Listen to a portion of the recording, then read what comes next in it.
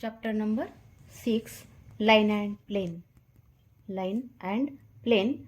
तर त्यामधला पुढचा पॉईंट पहा 6.4.3 the vector equation of plane passing through 3 non collinear points. म्हणजेच plane passing through 3 non collinear points म्हणजे हे 3 नॉन कोलिनियर पॉईंट्स आपण घेतले ए बी सी. थेरम आहे त्यावर. The vector equation of plane passing through 3 non collinear points A B C. In bracket A bar म्हणजेच A bar is a position vector of point A, B in bracket B bar म्हणजे B bar is a position vector of point B, and C in bracket C bar म्हणजे C bar is position vector of point C, is R bar minus A bar dot B bar minus A bar cross C bar minus A bar equal to 0. ठीक आहे. काय म्हटलेलं आहे? Plane passing through 3 non collinear points म्हणजे हे A B C हे एका रेषेत नसतील. A B C are 3 non collinear points and P is any point in plane. आपण आणखी एक पॉईंट पी सिलेक्ट केला या प्लेनमध्ये तर काय मिळतं आपल्याला? तर आपल्याला माहिती आहे 4 पॉईंट जर कोप्लेनर असेल तर त्यांच्यात रिलेशन काय असतं? 3 जे व्हेक्टर आहेत म्हणजेच एक पॉईंट त्यामध्ये कॉमन असतो. आपण व्हेक्टरमध्ये थेरम पाहिला होता 4 points are coplanar that is 3 vectors are coplanar. एक पॉईंट त्यामध्ये कॉमन असतो म्हणजेच ए पी बार, त्यानंतर ए बी बार आणि ए सी बार हे 3 व्हेक्टर काय आहेत? कोप्लेनर आहेत. मग 3 व्हेक्टर कोप्लेनर असेल तर त्यांचा बॉक्स प्रॉडक्ट हा 0 येतो हे आपल्याला माहीत होतं. बॉक्स प्रॉडक्ट काय येतो? 0 येतो. म्हणजेच A P bar, A B bar and A C bar are coplanar. Are coplanar एका प्लेनमध्ये आहेत. Are coplanar and therefore box product AP bar, AB bar, AC bar equal to 0. That is AP bar dot AB bar cross AC bar equal to 0. म्हणजे हाच आपण dot box प्रॉडक्टच्या फॉर्ममध्ये लिहिलं dot आणि क्रॉसमध्ये. तर आता AP बार म्हणजे R bar minus A bar dot AB bar म्हणजे B bar minus A bar cross AC bar म्हणजे C bar minus A bar equal to 0. ह्या फॉर्ममध्ये आपल्याला हा प्रॉडक्ट लिहिता येतो. किंवा box product R bar minus A bar, B bar minus A bar आणि C bar minus A bar equal to 0 ह्या फॉर्ममध्ये आपल्याला फॉर्म्युला मिळतो. आणि आता हाच फॉर्म्युला कार्टेशियन फॉर्ममध्ये जर पाहायचा असेल तर R बार काय लिहितो आपण? X I cap plus Y J cap plus Z K cap. त्यानंतर हा जो पॉईंट ए आहे याचे कॉर्डिनेट्स x1 y1 z1 म्हणजेच ए having coordinate x1 y1 z1. त्यानंतर बीचे कॉर्डिनेट असतात x2 y2 z2 आणि C having coordinate x3 y3 z3. ठीक आहे. म्हणजेच हे जर पॉईंट्स आपल्याला माहीत असतील plane passing through 3 points 3 non collinear points हे जर 3 पॉईंट माहिती असेल तर ह्या बॉक्स प्रॉडक्टवरून आता आर बार मायनस ए बार म्हणजे हा फर्स्ट रो आहे. मग फर्स्ट रो काय येईल? आर बार मायनस ए बार. ए बार म्हणजे x1 I cap plus y1 जे कॅप प्लस z1 के कॅप. मग आर बार मायनस ए बार केलं तर फर्स्ट रो काय होईल? x minus x1 y minus y1 z minus z1.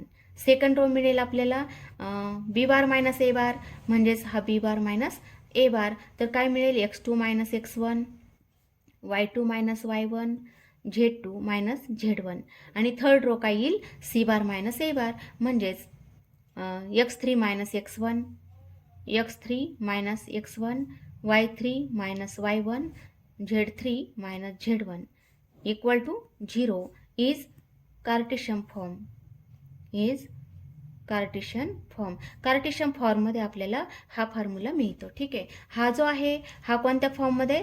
Vector फॉर्ममध्ये आहे आणि हा कार्टेशियन फॉर्ममध्ये आहे. अशा आपल्याला 2 फॉर्म्युले या ठिकाणी मिळतात plane passing through 3 non collinear points. तर याच्यावर क्वेश्चन नंबर 11 हे आहे एक्सरसाइज 6.3चं. एक्सरसाइज 6.3 मधलं क्वेश्चन नंबर 11. तर ह्या फॉर्म्युल्यावर डिपेंड आहे. Find the vector equation of plain which makes intercept 1 1 1 on the coordinate access. म्हणजेच प्लेन पासिंग थ्रू आता 1 काय आहे? 1 इज एक्स इंटरसेप्ट. मग 1 जर एक्स इंटरसेप्ट असेल तर therefore ए हॅविंग कॉर्डिनेट एक्स इंटरसेप्ट जर 1 असेल तर कॉर्डिनेट काय लिहितात? 1 0 0. आता 1 आणखी सेकंड पॉईंट 1 आहे. 1 is Y intercept. Therefore B having coordinate 0 1 0 and 1 is हा थर्ड पॉईंट घेतला, हा झेड इंटरसेप्ट असेल, intercept. Then C having coordinate 0 0 1 अशा फॉर्ममध्ये आपल्याला पॉईंट लिहिता येईल. मग काय म्हटलं, plane passing through, plane passing through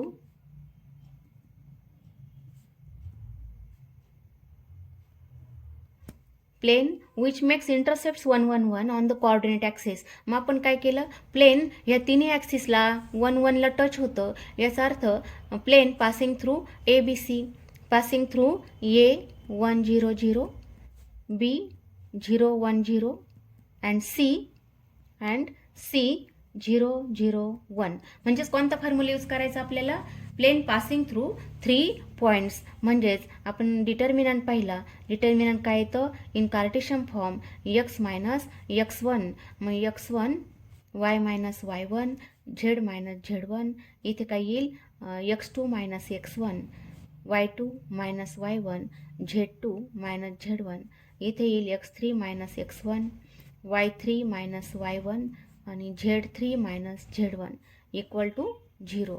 ह्या फॉर्ममध्ये प्लेनचे इक्वेशन मिळेल. आणि देअरफॉर आता x मायनस x1, मग x1ची व्हॅल्यू म्हणजेच हे जे पॉईंट x1 y1 z1 हे आहेत x2 y2 z2, हे आहेत x3 y3 z3. ठीक आहे. मग x मायनस x1 म्हणजेच x minus 1 y minus 0 z minus 0. त्यानंतर x2 मायनस x1 म्हणजे 0 मायनस 1 1 मायनस 0, त्यानंतर 0 मायनस 0. x3 म्हणजे 0 आहे, 0 मायनस 1, y3 सुद्धा 0 आहे, 0 मायनस 0 आणि z3 1 आहे, 1 minus 0 equal to 0. Therefore determinant x minus 1 y z, इथे येईल मायनस 1 1 0, इथे येईल मायनस 1 0 आणि 1. ठीक आहे, इक्वल टू 0. देअरफॉर आता इक्वेशन सॉल्व केलं, एक्झाम्पल आपण सॉल्व केलं तर किती मिळतं पहा, x मायनस 1 मल्टिप्लाय 1 म्हणजे हा प्रॉडक्ट मायनस हा प्रॉडक्ट, मायनस y मल्टिप्लाय हा प्रॉडक्ट मायनस हा प्रॉडक्ट म्हणजेच मायनस 1, प्लस z मल्टिप्लाय हा प्रॉडक्ट मायनस हा product minus minus plus 1 equal to 0. Therefore x multiply 1 म्हणजेच x minus 1 plus y plus z equal to 0. Therefore x plus y plus z equal to 1 किंवा minus 1 equal to 0 is the equation of plane. कोणत्या फॉर्ममध्ये मिळालं, Cartesian फॉर्ममध्ये. आपल्याला काय विचारलं, vector फॉर्ममध्ये. म्हणजेच x plus y plus z equal to 1 ह्या फॉर्ममध्ये आहे, इज कार्टेशियन फॉर्म. आणि व्हेक्टर फॉर्ममध्ये जर पाहायचं असेल तर कसं लिहिणार, आर बार मायनस ए bar dot R bar dot म्हणजे फॉर्म्युला पहा कोणता होता, आपल्याला कोणता फॉर्म्युला यूज करायच्या ठिकाणी हा फॉर्म्युला यूज करावा लागेल, बी बार मायनस ए bar cross C bar minus ए बार. ठीक आहे, हा फॉर्म्युला वापरला तरी चालतो. मग आता याचंच कन्वर्शन करूया आपण, R bar dot R bar म्हणजेच काय लिहितो आपण, X I cap plus Y J cap plus Z K cap. म्हणजेच हे आपल्याला अशा फॉर्ममध्ये लिहिता येईल, X I cap plus Y J cap plus Z K cap multiply इथे आता एक्स वाय झेडचे कोएफिशियंट 1 1 आहे, म्हणून i cap 1 I cap plus 1 जे कॅप प्लस 1 के कॅप अशा फॉर्ममध्ये लिहिता येईल इक्वल टू 1. देअरफॉर याला काय म्हणतो आपण, R bar dot I cap plus जे cap plus K cap equal to 1 is vector form of plane. अशा फॉर्ममध्ये आपल्याला क्वेश्चन सॉल्व करता येतो. म्हणजेच आपल्याला याच्याऐवजी आता मी कार्टेशियनवरून व्हेक्टर फॉर्ममध्ये कन्वर्ट केलं. जर तुम्हाला डायरेक्ट व्हेक्टर फॉर्ममध्ये कन्वर्ट करायचं असेल तर फॉर्म्युला कोणता अप्लाय करायचा, फॉर्म्युला आर बार मायनस ए बार म्हणजे ए पी बार, आणि नंतर बी बार मायनस ए बार आणि क्रॉस कोणता आहे म्हणजे ए बी बार झाला, आता ए सी बार येईल, म्हणजे C bar minus A bar equal to 0. Direct हा फॉर्म यूज केला तरी चालतो, आर बार मायनस ए बार. ठीक आहे, म्हणजे हा फॉर्म्युला अप्लाय केला तरी चालेल. त्यानंतर क्वेश्चन नंबर पुढचा पॉईंट पाहणार आहोत आपण, नॉर्मल फॉर्म आहे. पुढचा पॉईंट आहे normal form. The normal form of equation of plane. मग नॉर्मल फॉर्म म्हणजे काय, तर थेरम आहे the equation of plane at distance P unit from the origin. At distance P unit from the origin. From the origin to which unit vector n cap. To which unit vector n cap is normal. n cap is normal is r bar dot n cap equal to p. ह्या फॉर्ममध्ये आपल्याला equation काढायचं normal फॉर्ममध्ये म्हणतात याला. म्हणजेच ओ N बार याला काय म्हणतो आपण, perpendicular from origin to plane. O N is the perpendicular to origin to plane. मग आपण लेंथ ओ एन ही जर पी घेतली असेल इक्वल टू पी, तर ओ एन बार हा किती मिळतो पहा. O N bar N bar is normal किंवा एन कॅप म्हणूया. N cap is unit vector along normal.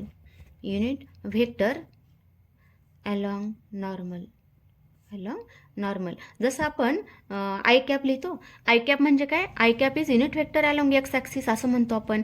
म्हणजेच आता इथे एन कॅप काय म्हटलेलं आहे, is unit vector along normal. Therefore O N bar म्हणजे काय लिहायचा, पी म्हणजे लेंथ ओ एन आहे, तर पी मल्टिप्लाय काय मिळेल, एन कॅप मिळेल. पी मल्टिप्लाय एन कॅप म्हणजे थोडक्यात एन कॅपचा फॉर्म्युला काय लिहितो आपण, O N bar divided by magnitude of O N bar असा आपण फॉर्म्युला लिहितो. मग O N bar divided by magnitude म्हणजे ओरिजिनपासून त्या पॉईंटपर्यंत डिस्टन्स आहे, त्याला आपण पी म्हटलेलं आहे. म्हणून O N bar equal to किती मिळतं, पी मल्टिप्लाय एन कॅप या फॉर्ममध्ये मिळेल. आता P is any point on plane join N P, then N P bar perpendicular to O N bar. N P bar perpendicular to unit vector म्हणजेच N cap, unit vector आला normal. आणि therefore N P bar dot N cap equal to किती मिळेल, 0. म्हणजेच दोन vector perpendicular असेल तर dot product हा 0 येतो हे आपल्याला माहिती आहे. मग एन पी बार म्हणजेच काय लिहायचं, O P bar minus O N bar dot N cap equal to 0. आणि देअरफॉर ओ पी बार म्हणजे r bar minus O N bar म्हणजेच आपण इथे लिहिलं p multiply n cap dot N cap equal to 0. आणि therefore r bar dot N cap minus p multiply n cap dot N cap equal to 0. Therefore r bar dot N cap n cap is the unit vector along normal. मग n cap dot N cap by using formula dot प्रॉडक्टची definition use केली तर काय मिळेल, n cap dot N cap म्हणजेच mod of n cap multiply cos 0. N cap dot n कॅपमध्ये 0 angle असेल, cos 0ची व्हॅल्यू 1 आहे, ही पण 1 आहे, ही पण 1 आहे, ही पण 1 आहे, म्हणजे किती आलं, 1 आलं. देअरफॉर मायनस पी म्हणजेच इक्वल टू काय मिळेल, P is the normal form of plane. Is normal form of plane. अशा पद्धतीचं आपल्याला इक्वेशन मिळतं. आपल्याला फक्त फॉर्म्युला आवश्यक या ठिकाणी हा नॉर्मल फॉर्ममधला आहे. ठीक आहे. आणि मग यामध्ये एन कॅप आपण पाहिलं a B C are direction ratios of normal. मग याचे डायरेक्शन कोसाइन्स कोणते येतील, a upon square root of A square plus B square plus C square, त्यालाच काय म्हणतो आपण एल. त्यानंतर b upon square root of A square plus B square plus C square आणि c upon square root of A square plus B square plus C square. हे काय आहेत, direction cosines of normal. ठीक आहे. मग इथे आता एन कॅप आहे, मग एन कॅप म्हणजे काय लिहिणार, n bar divided by n cap म्हणजे n bar divided by n cap म्हणजे n bar divided by mod of n bar अशा फॉर्ममध्ये डेफिनेशन येईल.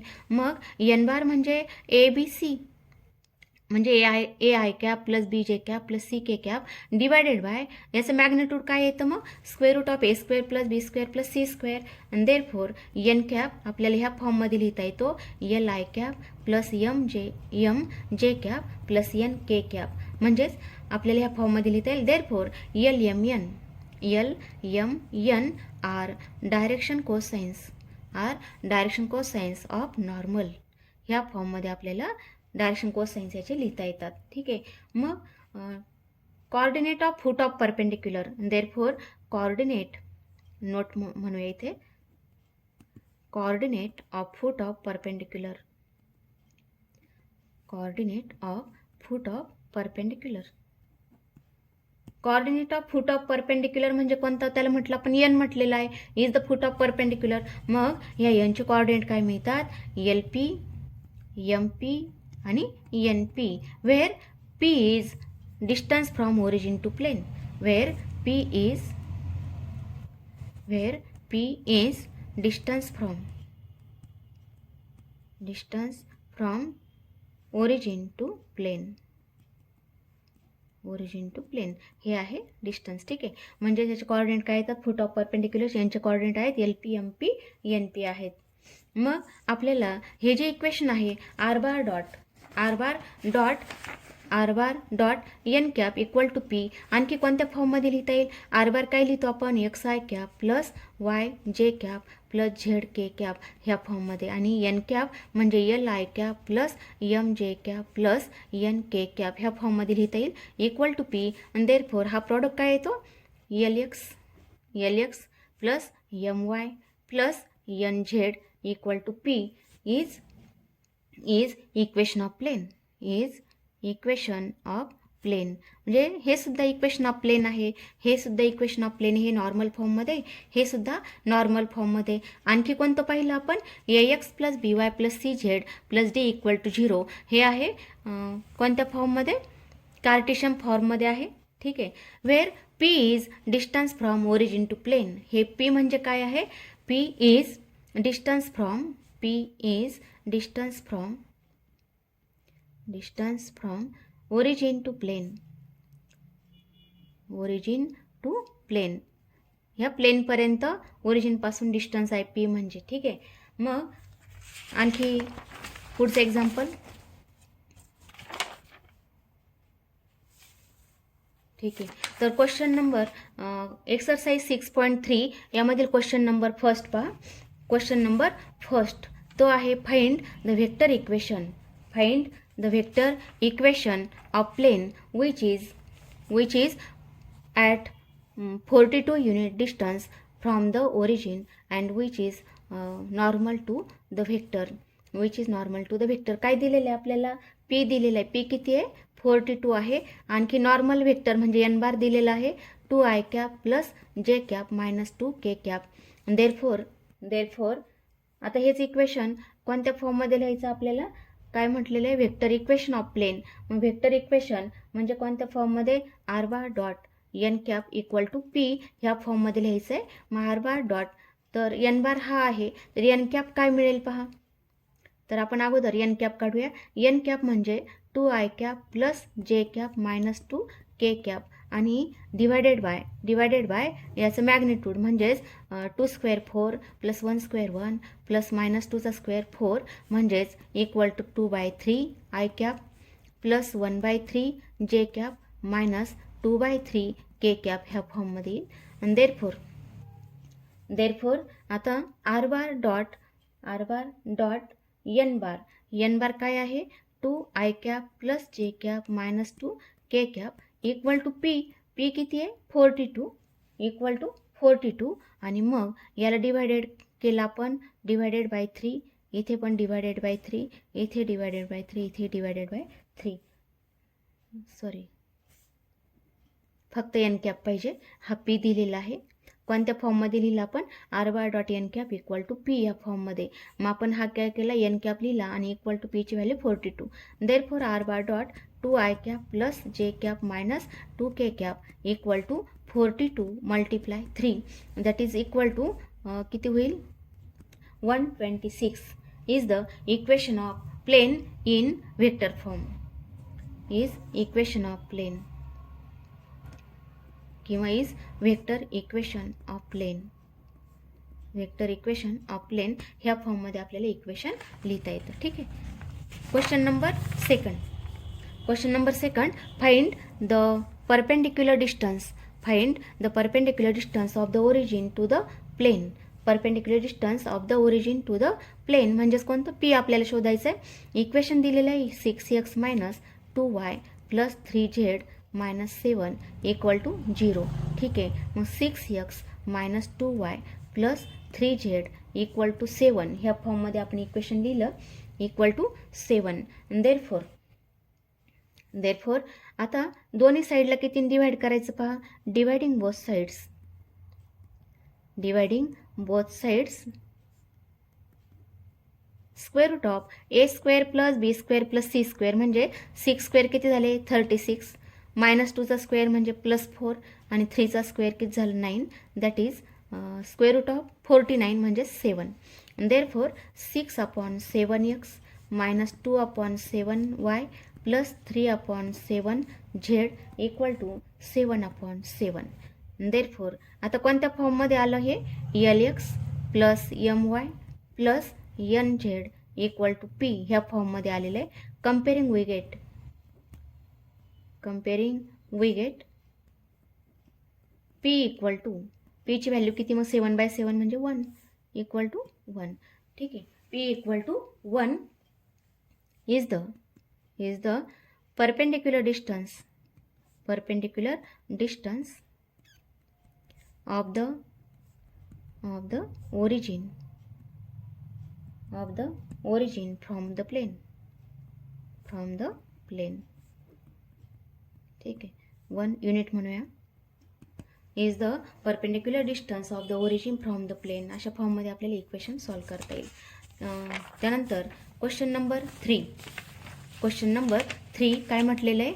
Find the coordinates of the foot of perpendicular. Drawn from origin to the plane. तर या solution पहा काय म्हटलंय. Find coordinates of the foot of perpendicular म्हणजेच कोणतं काढायचं आपल्याला. फूट ऑफ परपेंडिक्युलर कोणतं असतं LX plus LP MP NP. ठीक आहे. म्हणजेच काय मिळेल पहा. तर equation of plane is 2x plus 6y minus 3z equal to 63. And therefore dividing both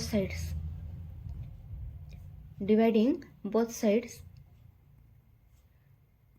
किती डिवाइड करायचं. Square root of 2 square plus 6 square plus minus 3 square that is square root of 4 plus 36 plus 9 म्हणजेच किती that is square root of 49 that is 7. ठीक आहे. Therefore 2/7x plus 6/7y minus 3/7z equal to 63/7. Therefore 2/7x plus 6/7y. तर पहा काय मिळतं. 2/7x plus 6/7y minus 3/7z equal to किती मिळतात 9 equal to 9. Therefore comparing with आता कोणत्या फॉर्ममध्ये इक्वेशन आले पहा. LX plus MY plus NZ equal to P ह्या फॉर्ममध्ये आहे. आणि therefore L equal to 2/7 M equal to 6/7 N equal to minus 3/7 and P equal to 9 ह्या फॉर्ममध्ये आपल्याला इक्वेशन मिळतं. ठीक आहे. देअरफॉर डायरेक्शन काय विचारलं आपल्याला. Find the coordinates of the foot of perpendicular. Therefore coordinates of the foot of perpendicular drawn from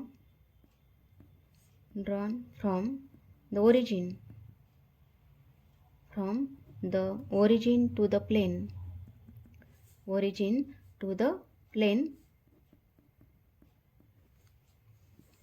ते येतात LP MP आणि NP.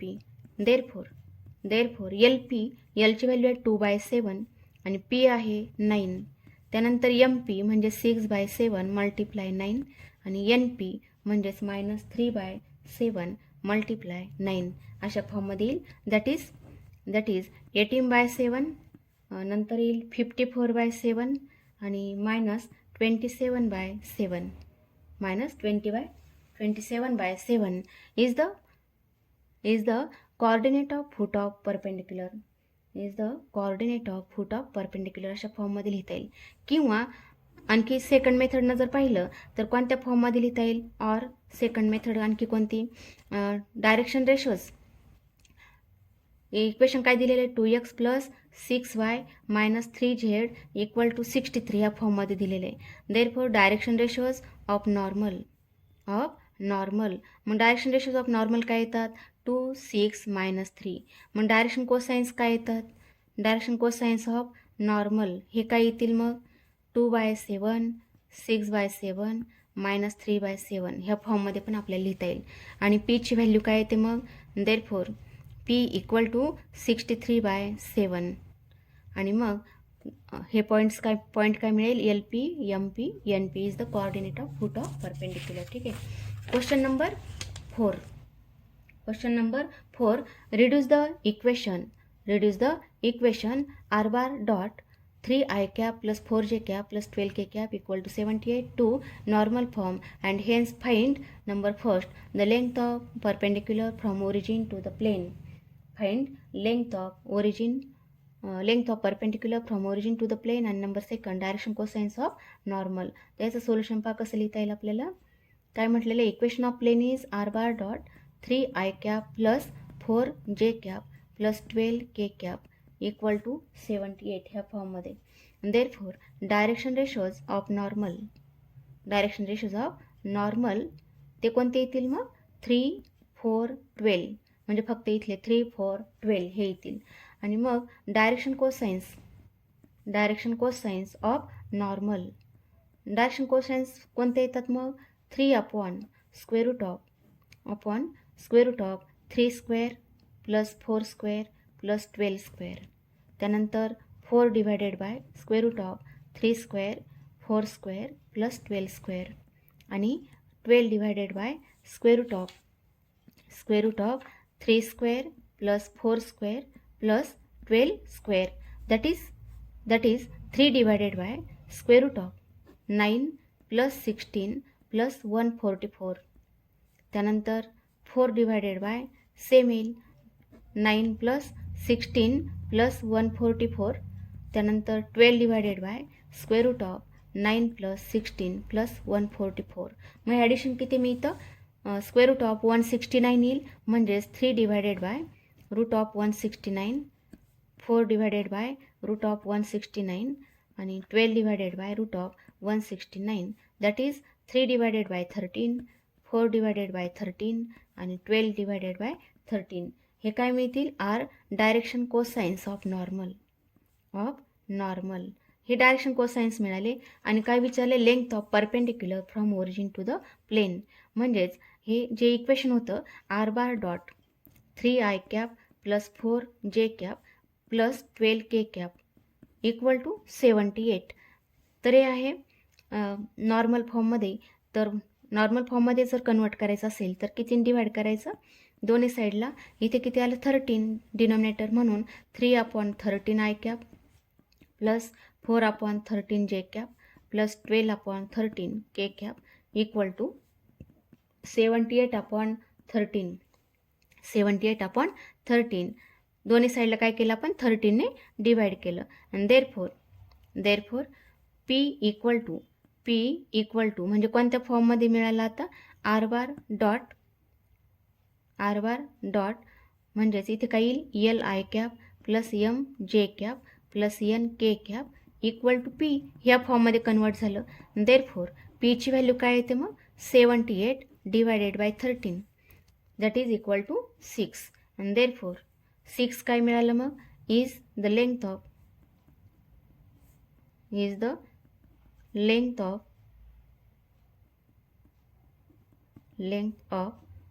perpendicular from the origin to the plane ह्या फॉर्ममध्ये आपल्याला कन्वर्ट करता येईल. ठीक आहे. म्हणजेच जे आपल्याला इक्वेशन दिलेलं होतं, याला काय केलं, दोन्ही साईडला आपण √ऑफ 3² + 4² + 12² याने डिवाइड केलं. म्हणजे ते किती आलं, √ऑफ 13 आलं. स्क्वेअर रूट ऑफ 169 आलं. म्हणजेच हे जे इक्वेशन आहे याला दोन्ही साईडला आपण 30ने डिवाइड केलं आणि मग ह्या इक्वेशनबरोबर कंपॅरिझन केलं तर एलची व्हॅल्यू 3/13, एमची व्हॅल्यू 4/13 आणि एनची व्हॅल्यू 12/13 हे काय मिळतात are direction cosines of normal. आणि पीची व्हॅल्यू कंपॅरिझन केली तर 78/13 म्हणजे 6 युनिट आहे. P is the length of perpendicular from origin to the plain.